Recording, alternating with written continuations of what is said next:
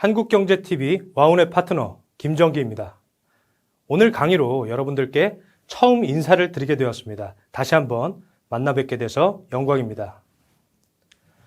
한국경제TV 시청자분들께 진짜 시장을 이기는 전략, 높은 손익비를 유지하기 위한 투자 원칙과 규율, 그리고 시장 변동성에 대응하기 위한 투자 관점과 아이디어 모두를 제공해드리고자 제가 이 자리에 나오게 되었으니까요. 앞으로 김정기를 기억해 주시고 앞으로 많은 관심 부탁드리겠습니다. 오늘은 신정부 신투자 핵심 유망주에 대해서 알아보도록 하겠습니다. 자, 목차부터 알아보겠습니다. 과거 정부 정책 수혜주 사례를 알아볼 것이고요. 신정부의 정책 분석, 그리고 신정부의 정책 수혜주 분석, 종목 심층 분석까지 하고 난 뒤에 매수 가격 전략, 우리가 가장 궁금한 것이겠죠. 이 좋은 종목들을 과연 어느 구간에서 매수할 것인가? 월가의 기술적 분석가인 스탠 와인스타인의 스테이지 이론을 활용해서 실질적으로 개별 종목에 대입해서 우리가 어느 가격 구간에서 매수할 것인지 함께 끝까지 지켜봐 주시기 바랍니다. 19세기 문학가이자 증권 투자가였던 마크 트웨인이 역사는 똑같이 반복되지 않지만 그 흐름, 운율은 반복된다 라는 이야기를 남겼습니다. 우리는 미래를 명확하게 예측할 수는 없지만 과거의 사례를 통해서 미래를 예측하고 추정하는 그런 훈련을 해야 합니다. 그렇기 때문에 우리는 오늘 과거 정부 정책 수혜주의 사례를 통해서 이제 한번 미래에는 어떤 흐름이 이어질지 알아보도록 하겠습니다. 먼저 노무현 정부 때 2000년 이후 첫 대통령인 노무현 정부 때 취임 전 강세를 나타냈던 개성공단 관련 건설주, 남북 경제협력 기대감으로 이렇게 많은 건설주들이 상승을 하기도 했고요. 지방 SOC 관련 건설주, 행정수도 이전 공약과 함께 많은 건설주들이 이렇게 상승을 했습니다. 대표주는 남광토건이라는 종목인데요. 이렇게 보시면 1336%의 저점부터 고점까지 이런 상승률을 보여주기도 했습니다. 이명박 정부 때는 한반도 대운하 건설 공약과 4대강 살리기 사업 추진으로 인해서 마찬가지로 건설주들이 강세를 나타냈습니다. 자, 이화공영이라는 종목이 이렇게 낮은 변동성을 보이다가 거래대금과 함께 지속적으로 우상향하는 이런 흐름을 보여줬는데요. 3,400% 이상의 상승률을 보여줬습니다. 박근혜 정부 때는 저출산 해소 공약 그리고 사회복지 공약으로 많은 섹터에서 강세가 나타나기도 했습니다. 아가방 컴퍼니라는 종목인데요. 987%의 저출산 관련 공약주로 이렇게 큰 상승을 나타내기도 했습니다. 자, 문재인 정부 때는 어땠을까요? 정책 수혜주도 강세를 나타냈지만 정치 테마주, 과거 노무현 전 대통령과의 친분 관계로 인해서 인맥 관련주가 많은 강세를 나타내기도 했습니다. 자, 우리들 휴브레인이라는 종목인데 많은 사명을 변경한 끝에 메타케어라는 종목으로 지금 현재 상장되어 있는 종목이고요. 이렇게 폭발적인 상승을 보여줬습니다. 윤석열 정부 때는 어땠을까요? 마찬가지로 인맥 관련주가 윤석열 전 대통령과의 그런 연계성으로 인해서 덕성이라는 종목이 1004% 가까운 상승률을 보여줬습니다. 그렇다면 정책 수혜주의 취임 이후 주가는 어떻게 됐을까요? 소문에 사서 뉴스에 판다라는 증시 격언이 실질적인 효용성이 있었을까요? 남광토건입니다. 이렇게 폭발적으로 상승했지만 3년 만에 본래 주가로 회귀하게 됩니다. 이화공영 역시 3,400% 이상 상승했지만 4년 만에 본래의 주가로 회귀하게 됩니다. 아가방 컴퍼니 역시 980% 이상 상승했지만 3년 만에 본래의 주가로 회귀하게 됩니다. 우리들 휴브레인 역시 폭발적인 상승세를 보여줬지만 3년 만에 본래의 주가로 회귀하게 됩니다. 윤석열 정부의 덕성 역시 1004%의 상승률을 보여줬지만 3년 만에 본래의 주가로 회귀하게 됩니다. 그렇다면 취임 이후 재료 소멸로 본래의 주가로 모든 정책 수혜주들이 회귀한다면 이제 앞으로 정책 수혜주는 의미가 없는 걸까요? 절대 그렇지 않습니다. 본격적인 상승은 신정부 출범 이후 시작된다. 자, 외우세요. 상승은 신정부 출범 이후. 자, 과거의 사례, 노무현 대통령 때 대북 경협과 개성공단 기대감, 행정수도 이전에 대한 기대감으로 건설주의 실질적인 사이클과 맞물려서 실적 성장과 함께 2400%를 넘어서는 이런 상승률을 보여주기도 합니다. 과거 이명박 정부 때는 저탄소 녹색 성장과 전국 자전거 도로망 구축, 이런 정책들을 통해서 삼천리 자전거가 대통령 취임 이후에 1748%의 이런 상승률을 보여주기도 합니다. 박근혜 정부 때도 마찬가지로 제조혁신지원센터를 설립하고 3D 프린터 육성과 보급 확대 정책을 통해서 3D 프린터 관련주였던 TPC가 이렇게 대통령 취임 이후 759% 이상의 상승률을 보여줍니다. 코로나 이후 문재인 정부는 한국판 뉴딜 정책 그리고 K배터리 발전 전략을 발표하면서 글로벌 그린 뉴딜 흐름과 함께 대통령 취임 이후 이렇게 1700% 이상의 상승률을 보여줍니다. 자, 윤석열 정부 때도 마찬가지로 방위산업을 첨단 산업으로 육성하겠다. 세계 4대 방산 수출 강국으로 도약하겠다라는 정책과 함께 하나 에어로스페이스라는 이런 우량주도 누적 수주잔고 증가와 함께 이런 실적 성장과 함께 1800% 이상 상승했지만 최근 러우 전쟁과 미국의 나토 회원국 방위비 분담 요구 이런 이슈들로 인해서 독자적인 방위 체제에 대한 중요성이 부각되면서 이렇게 폭발적인 상승을 했습니다. 그렇다면 신정부의 핵심 정책은 무엇일까요? 이재명 정부의 핵심 정책입니다. AI와 디지털 산업 육성, 재생에너지 중심의 에너지 전환, 반도체 특별법 신속 제정, 사회복지와 기본사회 구축으로 의료, 교육, 공공, 돌봄 등의 이런 복지 정책을 확대하겠다. 자, 정책은요, 좋고 나쁘고 맞고 틀리고의 문제가 아니라 신정부 이후에 기대감으로 우리가 얼마나 상승할 것인지 증권 투자자의 관점으로 바라봐야 한다는 사실을 다시 한번 강조를 드립니다. 그렇기 때문에 저는 반도체와 관련된 산업에서 아주 큰 강세가 나올 확률이 높다라고 강조를 드립니다. 도대체 왜 반도체가 정책의 수혜를 받게 될까요? 자, 이재명 정부의 반도체 핵심 공약입니다. 세계 1등 반도체 국가를 설립하겠다. 반도체 특별법을 제정하겠다. 국가 차원의 지원과 투자를 강조하고 반도체 산업의 발전을 통해서 경제 성장을 이룩하겠다. 자, 제가 생각하는 반도체의 핵심 투자 근거입니다. 패시브 자금이 유입된다면 당연히 반도체를 사게 되어 있는 구조가 형성되어 있다. 엔비디아의 실적 성장은 한국 반도체 기업의 수혜를 입게 될 것이다. 디램 스팟 가격의 반등이 결국 한국 반도체 기업들의 가격 협상력을, 다시 하겠습니다. 한국 반도체 기업들의 가격 협상력을 높여줄 것이다.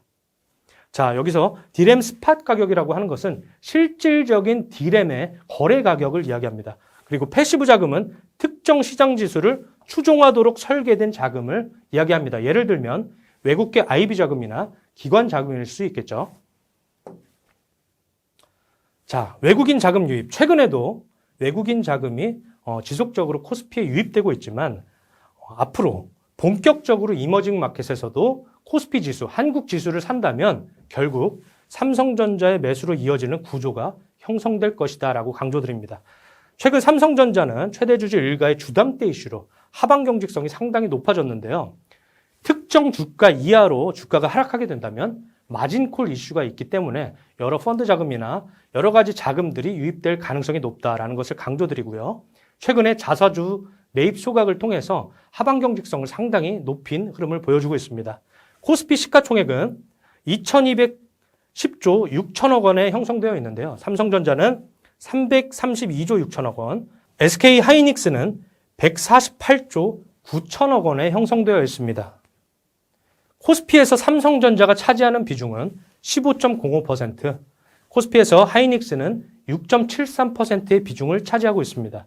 위 두 종목을 합산한다면 21.78%의 비중을 차지합니다. 자, 그런데 우리가 간과하지 말아야 할 것은 반도체, 밸류체인 전반을 합산한다면 훨씬 더 큰 비중을 차지하게 되겠죠. 국내 증시가 우상향할 것을 믿는다면 결국 이제 앞으로는 코스피, 코스닥, 반도체의 매수 관점으로 바라봐야 할 것이다 라고 강조를 드립니다. 지수가 추가적으로 상승하다가 결과적으로는 이런 조정 구간을 피할 수 없게 될 겁니다. 이런 조정 구간에서는 반도체를 매수 관점으로 바라봐야 할 것이다 라고 강조를 드립니다. AI 칩 수출 제한에도 견조한 엔비디아의 실적이 발표됐는데요. 다른 것보다 이것만 보시면 됩니다. 매출, 1분기 매출이 전년 동기 대비 69% 성장했고요. 순이익 역시 26% 상승하는 흐름을 보여줬습니다. 전년에도 꽤 괜찮은 실적을 나타냈지만 이렇게 폭발적인 성장을 했다라고 보시면 될 것 같습니다. 컨센서스, 예상치 또한 이렇게 아웃퍼폼하는 이런 흐름을 나타냈기 때문에 견조한 실적이다라고 볼 수 있겠습니다. 엔비디아의 실적 호조는 결국 AI 칩 출하량 증가를 이야기하는 것이고요. 이것은 HBM 수요가 급증할 것이다라는 예견과도 같은 이야기고 SK 하이닉스와 삼성전자의 실적 역시 개선될 확률이 높다라고 강조드립니다. AI GPU는요, 대부분 고성능 서버용 제품들이 많기 때문에 특히 HBM 수요가 가장 빠르게 증가하게 될 것이고 DDR5와 SSD 모두 수혜를 받는 구조적인 환경이 조성될 것이다 라고 강조드립니다. 자, 아까 말씀드렸던 D램 메모리 업사이클에 대해서 말씀을 드릴 건데요. 자, 최근 보시면 2025년에 D램의 스팟 가격이 상승을 했습니다. 3분기에는 조정을 받을 수도 있다라는 의견들이 제시되고 있는데요. 과거의 사례를 본다면 조정을 이렇게 받더라도 지속적인 한번 추세가 형성된 이런 차트는 D램 스팟 가격의 상승은 추세가 쉽게 꺾이지 않는다는 것을 강조드립니다. 국내 반도체 섹터의 순이익 전망치인데요. 25년 2분기 그리고 25년 하반기 모두 우상향하는 이런 흐름을 보여주고 있다. 그렇기 때문에 우리는 반도체를 매수자 관점에서 바라봐야 한다라고 강조드립니다. 자, 이 페이지는 반도체 밸류 체인인데요. 우리 한국경제TV 시청자분들을 위해서 준비한 내용입니다. 자, 이 반도체 업종뿐만 아니라 AI와 관련된 또 전력기기와 에너지와 관련된 모든 산업군에서 핵심 유망주들을 제공을 해드릴 거니까요. 이 아래에 있는 번호로 연락을 주시면 제가 생각하는 그리고 신정부 신투자의 핵심 수혜주들을 자료로 만들어서 제가 제공을 해드리겠습니다. 오늘 한국경제TV에서는 앞으로 제가 순차적으로 업로드해드릴 강의 영상들을 이 연락처로 연락을 주시면 저희가 제공을 해드리니까 이 많은 혜택들을 꼭 우리 시청자분들이 받아가셨으면 좋겠습니다. 자, 이 많은 종목들 중에 우리가 모든 종목을 다 분석할 수는 없고요. HBM과 관련된 핵심 종목 그리고 AI 칩넷과 관련해서 고속 고전류 테스트 소켓과 관련한 핵심 종목들을 빠르게 알아보도록 하겠습니다. 반도체 장비 사업 부문에서 패키지 버닌 테스터와 버닌 보드의 경쟁 우위를 점하고 있는 기업인데 버닌 보드의 경우는 글로벌 시장 점유율 1위를 차지하고 있는 기업이 바로 DI라는 종목입니다. AI 서버 데이터 센터가 폭증을 한다면 고성능 반도체 수요가 증가하게 될 것이고 HBM 웨이퍼 테스터 양산 공급 중인 DI가 수혜를 받게 될 것이다 라고 강조드립니다. AI 칩 출하 전 버닌 시스템, 버닌 테스터, 버닌 보드 모두를 생산하기 때문에 AI 칩 출하량이 증가한다면 당연히 DI가 수혜를 받을 수 있는 구조적인 환경이 조성됩니다. 고객사에 HBM3 이용, 5세대용 버닌 테스터를 독점 공급할 정도의 기술력을 가지고 있는 기업이다. 그리고 5세대용 장비가 6세대인 2025년 10월 정도의 양산 예정인 HBM4 샘플 테스트에서 임시로 사용된 것으로 파악이 됐습니다. 그리고 HBM4용 버닌 테스터 역시 퀄리피케이션 과정에서 아주 순항적으로 진행이 되고 있다라고 강조를 드리고요. HBM 버닌 테스터 장비군에서 퍼스트 벤더로 활약할 가능성이 높은 종목이 바로 DI다라고 강조를 드립니다. 자, SK 하이닉스의 HBM 테스터 투자 예상도인데요. 이것만 보시면 됩니다. 23년, 24년 120개인데 25년부터 300개, 26년엔 400개를 예상하고 있습니다. 그렇게 된다면 당연히 DI의 수요가 증가할 것이다 라고 볼 수 있겠죠. 자, 매출액 추정치인데요.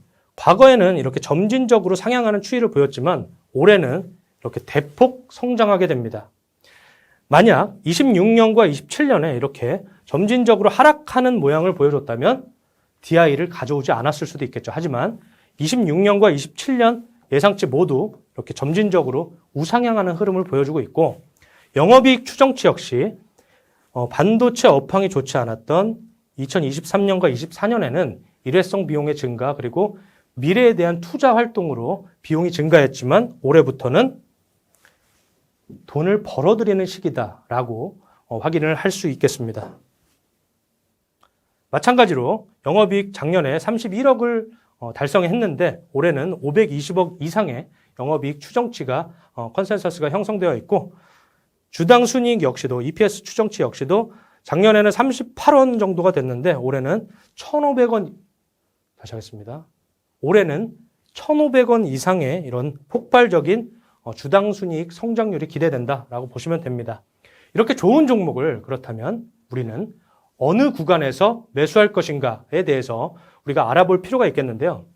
스탠 와인스타인의 스테이지 애널리시스 1988년도에 발간된 책 안에 있던 내용입니다. 자, 주가의 사이클을 구조적으로 시스템화한 것인데요. 스테이지 1은 저점 횡보 구간이고, 이렇게 대세 상승하는 스테이지 2 구간, 대세 상승 이후에 이렇게 변동성을 보이는 고점 횡보 구간을 스테이지 3, 그리고 대세 하락하는 구간을 스테이지 4라고 이야기합니다. 그리고 다시 스테이지 1, 스테이지 2, 스테이지 3로 주가의 사이클은 지속적으로 반복된다라는 이론을 구체화한 기술적 분석가가 바로 스탠 와인스타인입니다. 자, 이 스탠 와인스타인의 스테이지 이론을 코스피 차트에 적용을 한다면 코로나 이전 스테이지 1 구간에서 이렇게 주가가 횡보를 하다가 지수가 이렇게 스테이지 2 구간에서 강한 상승을 보일 때만 월가의 기술적 분석가들은 주식을 매입하라 라고 의견을 제시합니다. 그런데 한국 주식에서는 스테이지 2에서도 사야 될 때가 있지만 스테이지 3나 스테이지 4 이런 비추세 구간에서도 주식을 매수해야 할 때가 분명히 있죠. 그렇기 때문에 한국형 추세 추종 전략을 제가 설명을 좀 해드리자면, 이렇게 지수 추세가 강하게 뻗어나갈 때는 추세가 이렇게 강하게 돌파하는 이런 브레이크아웃이라는 돌파 구간에서 승률과 수익률을 모두 극대화할 수 있습니다. 하지만 지수 추세가 이렇게 약할 때는 종목도 저점 횡보를 하다가 이렇게 고점을 돌파하려고 하는 이런 레지스탕스라고 하는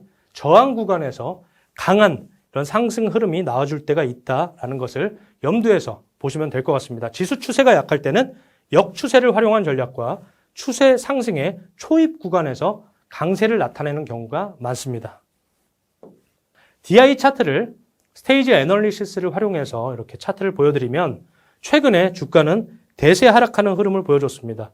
이렇게 하락 추세를 이어오다가 상승 이탈했는데 이런 구간에서 추세가 강하게 뻗어나가지 못하고 다시 하락하는 이런 추세를 보입니다. 하지만 우리는 이 스테이지 1 구간에서 저점을 점진적으로 상향시키는 이런 구간에서는 매수 관점으로 바라볼 수 있어야 된다라는 것을 강조드리겠습니다.